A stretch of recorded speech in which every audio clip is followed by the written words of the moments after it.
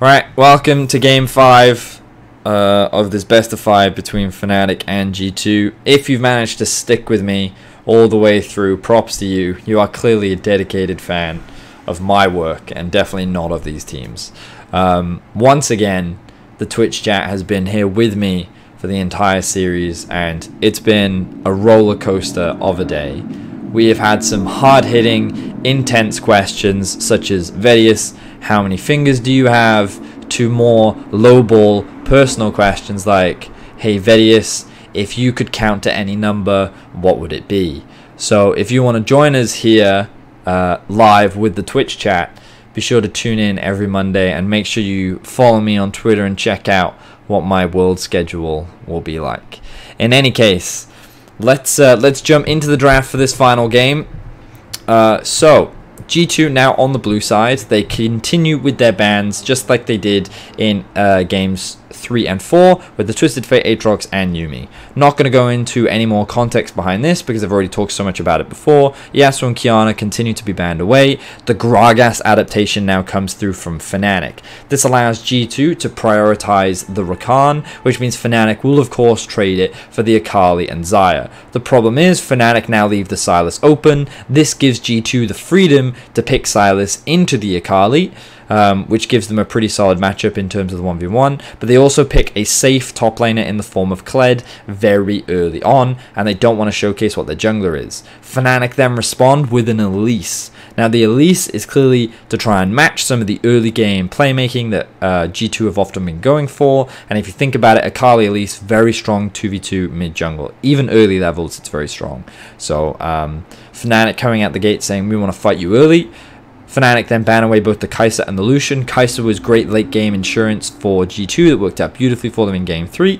And then the Lucian is just a strong early game power pick that G2 have had a lot of success on. So G2 then respond by banning away the Thresh. They do not want to give that one to Hylissang, even though I don't think he had the best game on it. They're showcasing that respect towards the bot side of the map. And they ban away the Jax because they're afraid of Bwipo's Jax into the Kled. Fnatic then respond with the Braum. Now, I think that Xayah Braum lane is ultimately fine, but I do think that there were stronger options. They could have gone for Morgana. Apparently, the fact that they didn't go for Lux suggests that they don't play the Lux, but I also thought Nautilus was something that they really could have gone for. Xayah Nautilus, really strong, loads of gank setup in that lane as well, provides you with a huge amount of crowd control, and it gives you a front line. And I think it would have been really valuable considering they were running Elise, so when they wanted to set up for Baron later, they could have used Nautilus as their tank to tank the Baron. So I'm surprised that they went for Braum. Now, admittedly, Braum is still a fine front line. He acts as a great disengage, and I think part of the reason is that he can soak up the engage from a Kled. But I think that one of the reason why he's slightly weaker is he doesn't have as much setup as a Nautilus does in lane, so it's harder to play around that 2 versus 2. But in any case, I don't think Braum is a terrible pick. I just think I would have preferred a Nautilus. I think Nautilus also could have been a solid pick here. For G2, they then lock in Ezreal Sejuani, so nothing too crazy. Ezreal Rakan, once again, pretty safe, but the Rakan is going to look to roam. You would imagine that they can play around mid lane, top lane. Regardless, it's all fine. They can also look to make plays bot, but against Xayah Braum, it can be quite difficult, especially setting up dives. Sejuani is just good engage, good tank, and like you can see that G2 have drafted themselves a little bit more of a teamfight comp once again. It has pretty decent skirmishing in the early game, but nothing too crazy. It's very much about they have solid laners, they scale well into the late game, and they're going to have strong teamfighting tools. Whereas Fnatic have gone very hard in terms of the early game, and they ran out their draft for the Kassadin. Now, on paper, the Kassadin makes sense. He did receive some buffs, and I think that against melee matchups, especially against the likes of Sylas, he's really good because he can get out of the laning phase without much risk. The problem is it's a lane that you can't play around at all. So you have no pressure in the early game, you don't offer a huge amount, and on Kassadin, you're surprisingly item reliant. So you have to remember that the thing about Kassadin is what makes him strong are level 16, level 11 as well, but level 16 and having the Rod of Ages plus Lichbane. That combination in particular is where a lot of his power comes from. Once he gets Zhonya's as well, he can be pretty strong, but he gets so much of his damage from levels and those items. And until he gets those, he doesn't really influence the map whatsoever. He doesn't have kill pressure on anyone, really. He just gets through this laning phase, which is why Kassadin is such a risky pick, and why, if you're proactive enough, you can be really influential everywhere else on the map. So what I would expect G2 to do is actually have the Sylas roam around the map a lot, and either look to attack top side of the map towards the Akali, or even bot side of the map, but just group up with the Rakan and actually look for roams and look for plays. Because you don't have to worry about Kassadin can't follow you at all. He can't do anything in the early game unless he gets a couple of early lucky kills. Like, I just don't think he offers a huge amount. In terms of the matchup, it makes sense to me. I understand it. And in terms of the comp, it's very much a 1-3-1 comp, so you outscale on sides, you know? But even then, I'm not convinced that that Akali outscales Kled. I feel like Kled is... Well, I mean, we saw in Game 3 what Kled can do to an Akali in a 1v1. It's pretty redonkulous. So, the Kassadin pick threw me. I just think it concedes so much of your early game, and why would you go for something like an Elise and then lock in the Kassadin? Yep. So... Fnatic, they really want to try and get the top laner ahead. If they can put Kled behind, it's really good for them. I think they can play around bot, but it's hard. Instead, they should just leave their bot to farm for the most part. Mainly just try to snowball the Akali. That should be your main win condition in the early game. Meanwhile, for G2, I don't think they need to do anything too crazy. I think they too want to look to play around the Kled. You can see a lot of action towards the top side of the map. They could even look to dive the Kassadin in early levels. He's like super weak. And even if he's like resistant to magic damage, with the Rakan and Sejuani there, you can very easily get kills onto Kassadin in early levels. It's pretty strong. Or pretty easy.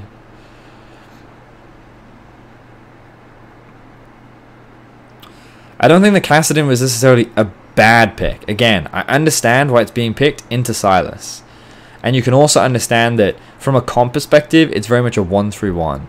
I'm just not entirely sure why they would do something like a Kassadin Elise. Do you know what I mean? I mean, like, something Ender said was that the Elise bridges the gap in the early game to the mid game. But Fnatic need to just make sure that they control and things don't go too crazy. And admittedly, G2's comp isn't like super hard snowball early game either. It's not. And you know that Kassadin will 100% outscale Sylas in both team fights and in a side lane. Because Sylas stealing Kassadin ultimate does absolutely nothing. Kassadin's ult damage comes from using that ult multiple times, and Sylas only gets to use it once. So, it's honestly a really good matchup for the Kassadin. The Kassadin pick into Sylas makes sense to me. I get that. I think Fnatic lack a little bit of engage, but they need to get the Akali ahead, and they can't afford to lose bot. And again, like, I don't even think, like, the fact that this game is 19 minutes surprises me, because you look at this draft from G2 and you think, okay, like, scaling on the Ezreal, scaling on the Sylas, Sejuani, scaling. Like, sure, they can do things early game, but this comp doesn't... Like, when you compare this comp to last game's comp, like, if they don't get an early lead, I'm not like, oh no, G2's draft is over. They're fine. They scale pretty well. So Fnatic, in theory, are just trying to outscale them with an Akali and a Kassadin on side, which I get. You just can't afford to fall behind early. So yeah, I think the problem is people's perceptions are colored, and I mean mine too slightly, right? By the fact that the outcome of the game. But if you remove how the game played out, and you just look at it in isolation, like just look at the champions on paper, in theory, this Kassadin shouldn't be shut down at all, and the game shouldn't be falling apart around Fnatic. This is fine. On paper. But I also just don't think they needed to... they had an opportunity to counterpick Kled. I guess they thought Akali was a solid matchup into the Kled, and so they could guarantee, like, they would get winning matchup with Akali into Kled and winning matchup with Kassadin into Sylas. But as we saw in the game, I don't think that Akali beats Kled. I think you lose to it.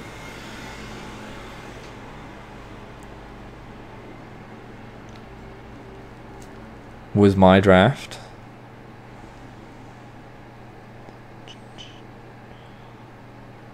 Opinions on not locking Jax. I mean, they could have gone Jax maybe, but if they wanted to guarantee the Elise before it was banned away, It makes sense.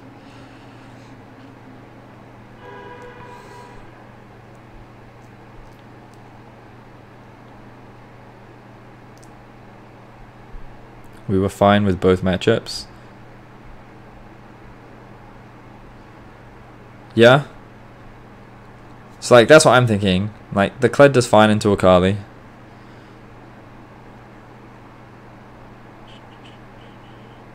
Why didn't a Fnatic look such one? I mean, I don't know. I can't tell you why they did or didn't do things. I can only guess and make assumptions based on like the context of the draft. See, this is what I thought. I was thinking that the Elise Akali is what would go mid, and then they would hard play through mid lane, and then they would camp the Sylas. That is what I expected for Fnatic, to try and get Nemesis ahead on the champ, and like, he managed to outplay Caps in game 3. There's no reason why he can't do the same thing in game 5. So in my head, I'd be like, that's what I would be doing. And then you could even pick something crazy like a Fiora top lane if you want. I think Fiora can do quite well into Kled as well.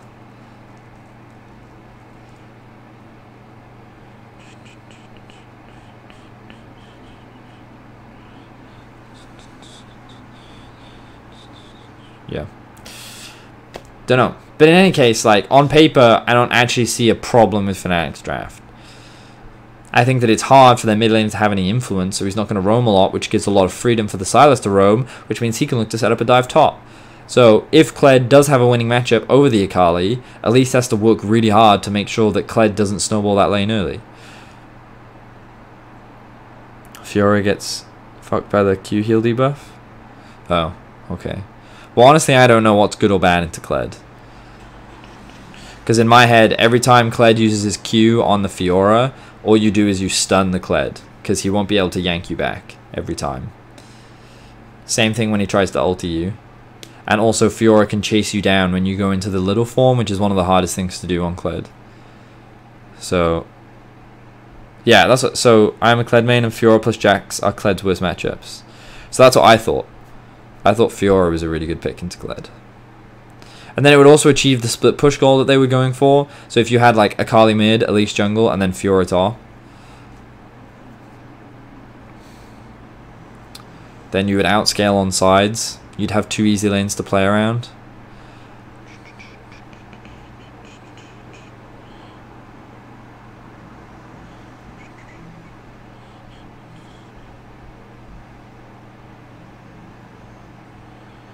Fnatic wins game 1 and 2 by getting ahead early. Picking Kassadin goes against that.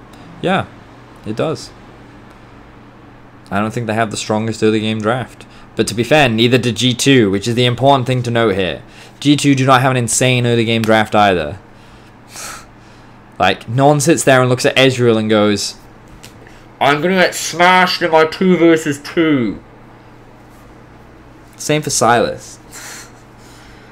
Sylas isn't like so lane dominant that you're going to get bullied out of lane. So like, it's all well and good sitting here saying that Fnatic didn't draft for early game, but neither did G2. So, yeah. Do I agree with Fnatic's draft? No. Do I think that it's fine? Yes. I think I can understand the logic that they went for. I can understand the idea. I don't think it's a great idea, but that's not up to me. And that's fine. I don't think Fnatic like lost this game because of the draft. I think against what G2 drafted, they're fine. Now, if it was like Renekton mid into Kassadin, I'd be like, probably not a great idea, right? Because then G2 have a really easy way to snowball the game early and then stop you from ever getting to late game Kassadin. But against this comp, I'm like, it's really easy for Kassadin to scale. It should be anyway.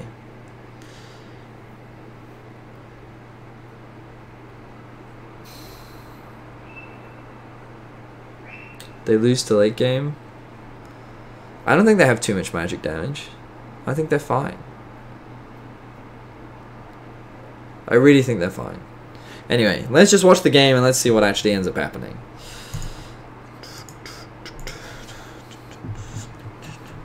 Why does it go so wrong for Fnatic?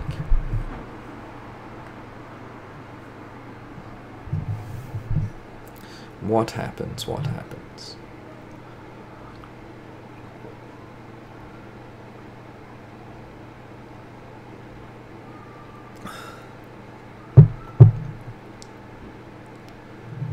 Okay, so that's not ideal.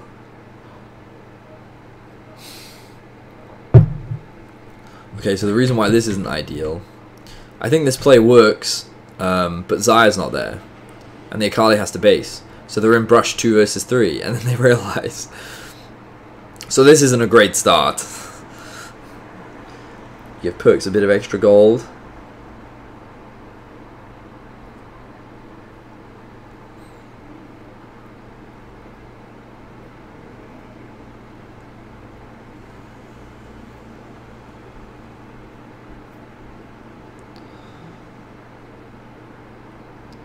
Okay, so because of that slight health advantage and because Fnatic's bot lane, they did give a pull, right? I'm not imagining things. Yeah, they did. Bot lane of G2 didn't have to pull, so they get to zone. Reckless and Hillsang away from the farm. Yanko's doing a solo.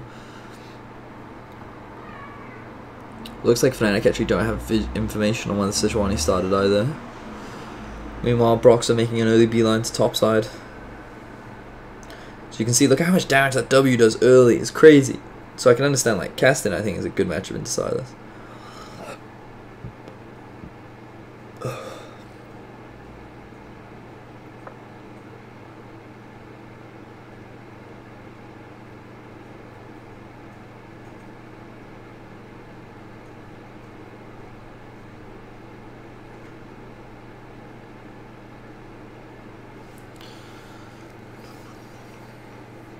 Huh. So Silas obviously gets early push in mid lane because he has more wave clear than Nemesis does. Kled is also doing the same in top lane. Meanwhile, Reckless and Hillsang have finally caught up to the wave. But they get zoned off by the fact that Jankos is now here. Brox are now pathing towards bot.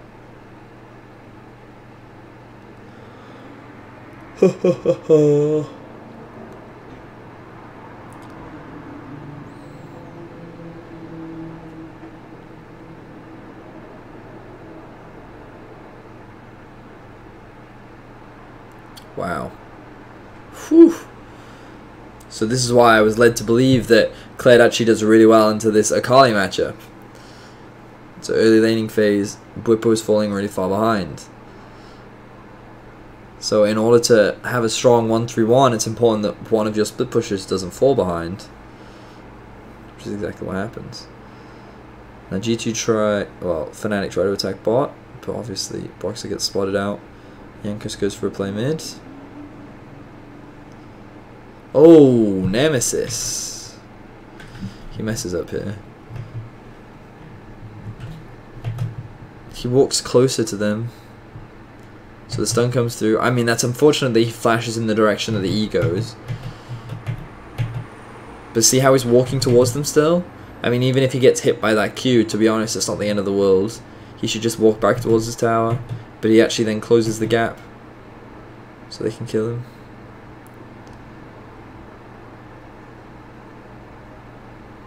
So I'm surprised that the duo died bot.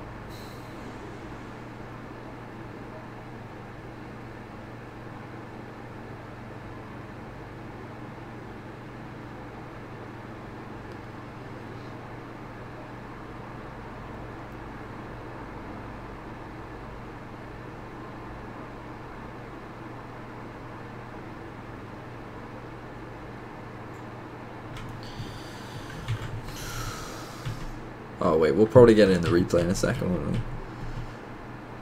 So the thing is, they saw him on this wards, and they should have assumed that he had gone base. So Hillsang flashes in to guarantee the Q, then an instant teleport from Kled. So this to me suggests that they were ready for it, because TP had been used to top. So they're like, we'll just counter. So he TP's in immediately. He just couldn't do much about the fact that he was the flash in from Braum. They were waiting for the gank. They were hoping that Fnatic would probably overextend. Brox are not quite able to get the kill onto Mickey. So then this dive happens. And they end up getting a bunch of kills. Because of course the gank happened mid as well, which means Sejuani rotates bot. Yeah. To me it looked like G2 were prepared for that. It's unfortunate, of course, that Perks died from G2 side, but they got what they wanted. So I feel like G2 knew that was coming and reacted well. Now Mickey's looking for another roam bot mid. I mean, he's always looking for roams. So you can see, though, that, like, Caps doesn't really win trades against the Cassidy. But they should never really kill each other. Oh, Wonder misses his ult.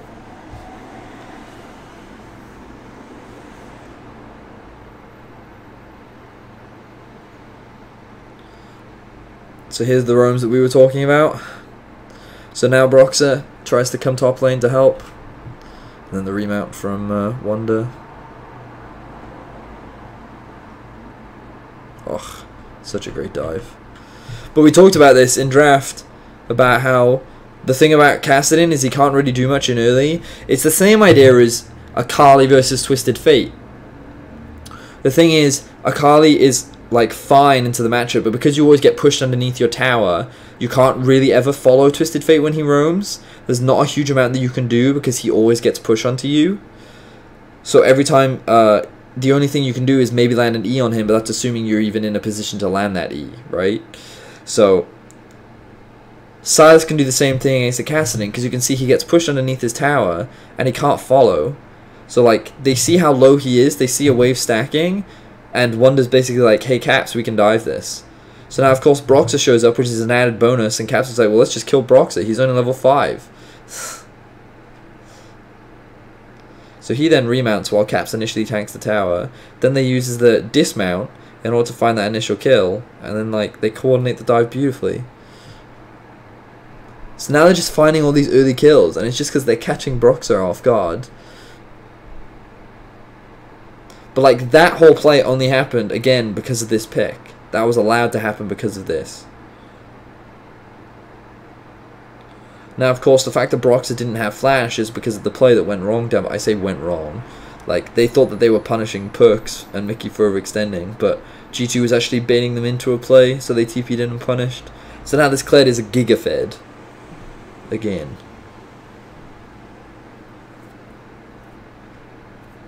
He used the final hit as well, which is pretty good.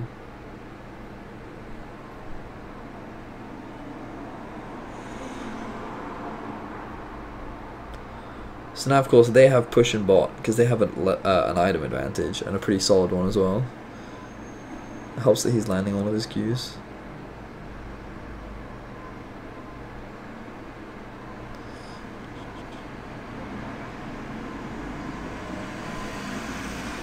Wonder's now smashing top lane. Fnatic wasn't able to successfully play around top. They failed to find any advantages bot. This is why, like, I don't think it was mental boom. I don't think their draft gave them a huge amount of options. And again, I'm not saying that the draft is bad. I don't think they lost this game because of their draft. I think G2's actually just reading Fnatic very well. But it's not like their draft is helping them win right now. Maybe that's not the best thing to say. I don't know how to word it.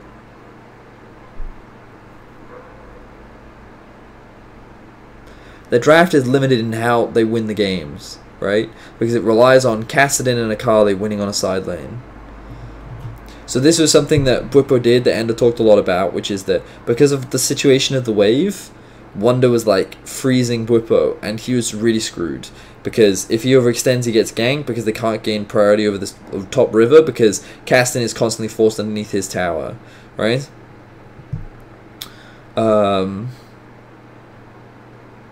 And so he roams bot to help them set up this dive so that he can get some money back. Because then these two can actually look for a swap up to top lane, so a Bwipo can get some plates. So they go for this. Perks dies. But of course, Braun tanks the tower for 2 long. Oh, great knock up there from Mickey. Yankos then doesn't get spotted yet. Ultis. Oh wow, and just one shots. While Reckless is then tanking tower.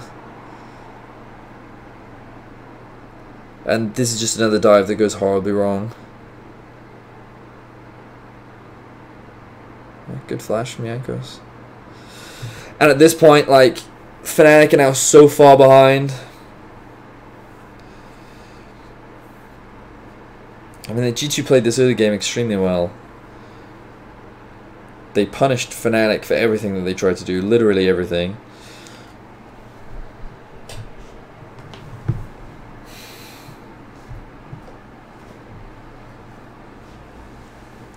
A couple of misplays from Fnatic in the early game. But I don't know. I don't know why people say that like Fnatic mental boomed. I don't think their players are necessarily playing terribly. I think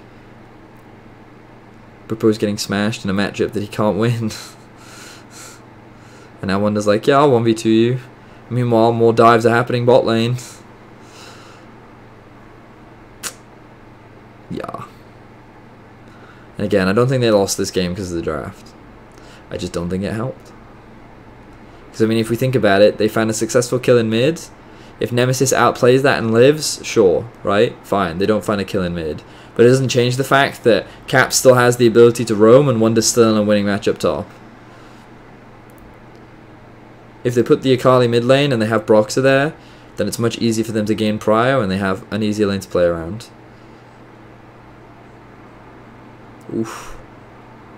That was really well played by G2. Holy moly. Look at this. So Caps doesn't get bound. Mickey eats it. And then the ulti just comes in at the last second from Jankos. And then again, Caps moves in to close the gap while Mickey dashes out. And then they sidestep the Hylissang ult. Crazy.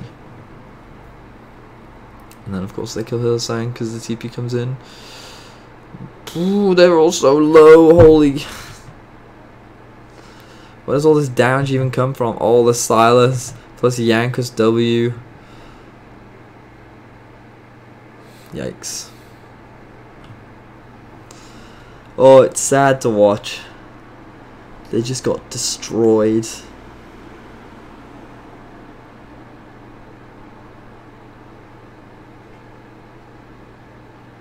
Oh, Bwipo.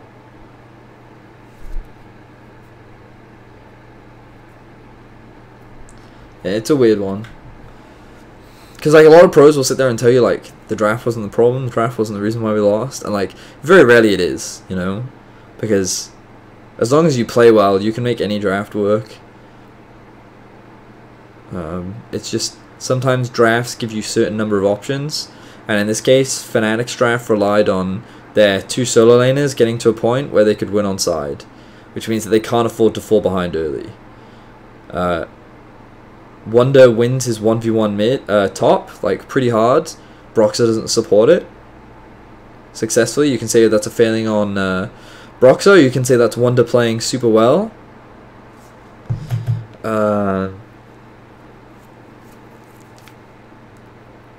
And Nemesis also needs time to ramp up. And he's going for the hyperscaling build too, right? Because he's also got a tier. So they just can't afford to fall behind early. But then it's not Nemesis's fault that this bot play happens, you know, and Broxah ganks and then they get countered and then Kled walks away with 3 kills. That's not his fault. It's not his pick's fault either. That was just G2 with a good ward spotting that out and then TPing in to counter the play. That dive top, that happened because Wonder was out trading Bwipo and put him in a position where he could be dived. So, like, that's why it's always a grey area to sit there and say, oh, the draft is why you lost. I just think the draft limited the number of ways in which they could win.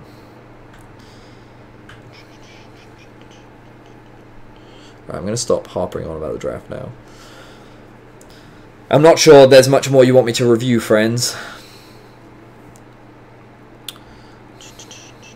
We can talk about how well G2 snowball their lead. Notice how they've already taken bot tower, and now they move mid was 4. Fnatic is forced to catch sides because of how weak they are, and now they can get dived. They can't stay here, because they can get dived. Because that's how big the goal gap is.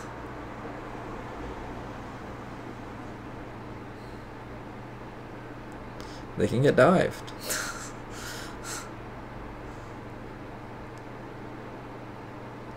A lot of teams don't just dive. G2 will. Fnatic will do the same, to be fair.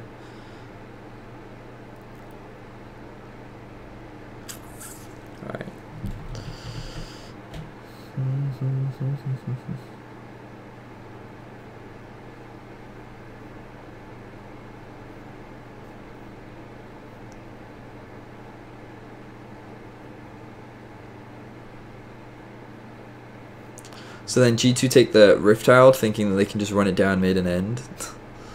They want to try and beat their fastest ever game time.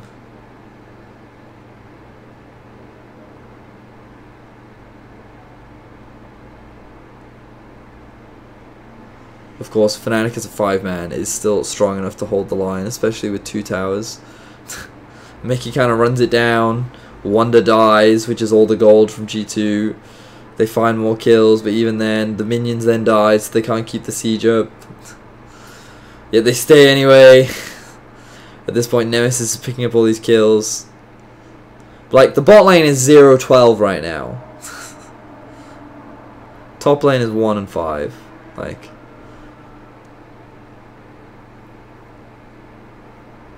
G2 just styled on these kids.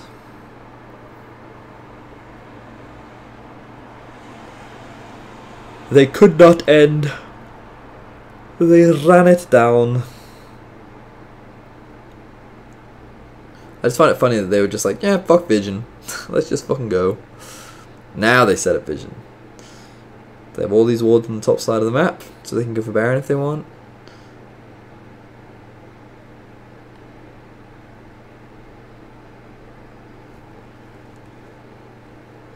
And then the flank comes in, but it doesn't matter because Nemesis just gets one shot.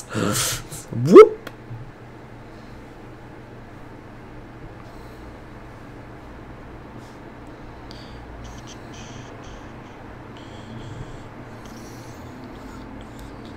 And there you go, G2 Esports.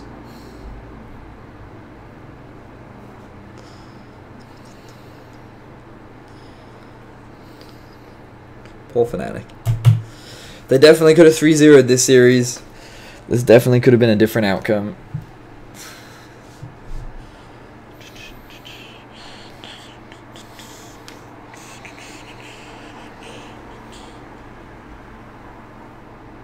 Yeah, Mickey's right. If they just keep running it down, there's a world in which Fnatic can come back into that game. But alright, Mickey, what did you think of the Fnatic draft? Would you have picked Cassidy in that situation? Anyway, I'm going to stop the recording. So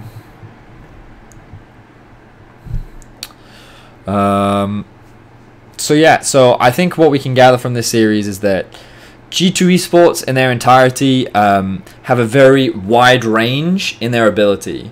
They are some of the best players in the world at their peak, and they're also fucking terrible at their worst.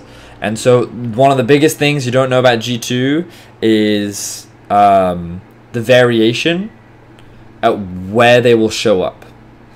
So that's one of the big gambles that you have with G2 Esports, which should be one of your biggest concerns for them going into Worlds.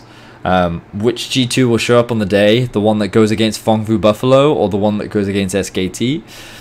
You don't know. But I think like their macro is exceptionally good. That should be obvious in terms of how efficiently they close out games. And even in the game where they were able to come back, notice how well they played around things like the Baron and how they controlled their side waves. Like, they're a smart team. They should be respected as one. It's just their individual skill variation that's one of the biggest things you have to be careful of as G2. The other thing is for Fnatic, I think they showcased really good prep coming into Game 1 and Game 2. I felt like that in Game 3, when they made a mistake, rather than return to what they knew, they panicked a little bit, and in their state of panic, they got punished. And I think that they did reset coming into Game 4, but then I think that I didn't fully agree with their drafts in Game 4 and Game 5. I think that when Fnatic find the most success, it's when they have a top lane carry, and when they have a top lane carry that they can play around, that's one of the best things that Fnatic can do in the early game.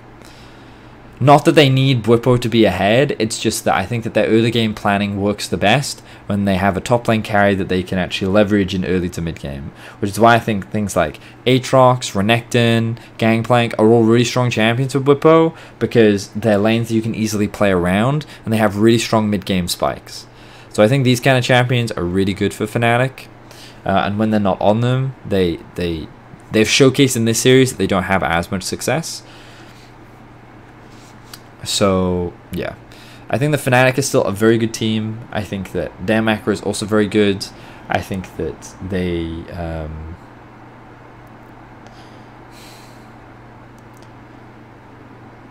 I'm gonna say it. Some people won't agree with me. I think that they didn't showcase the huge breadth of depth in their champion pool. I felt like every game it was very much about playing around side lanes and attacking side lanes, and it surprised me that they didn't try to put more emphasis into making Reckless the carry and like really enabling him in the early game and playing through him in the early game, and like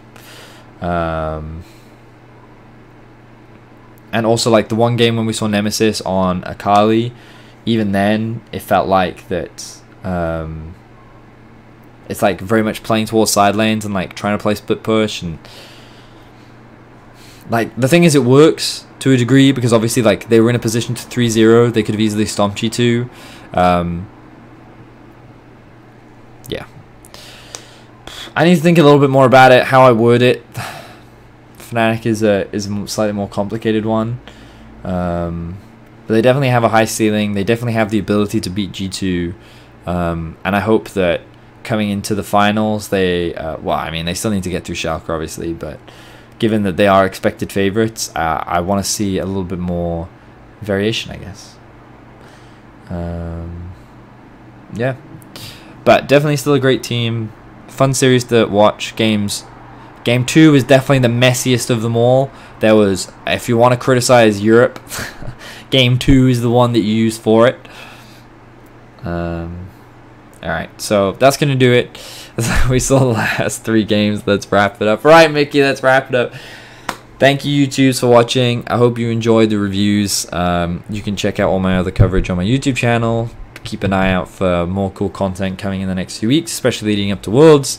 And I will see you all soon. Bye-bye.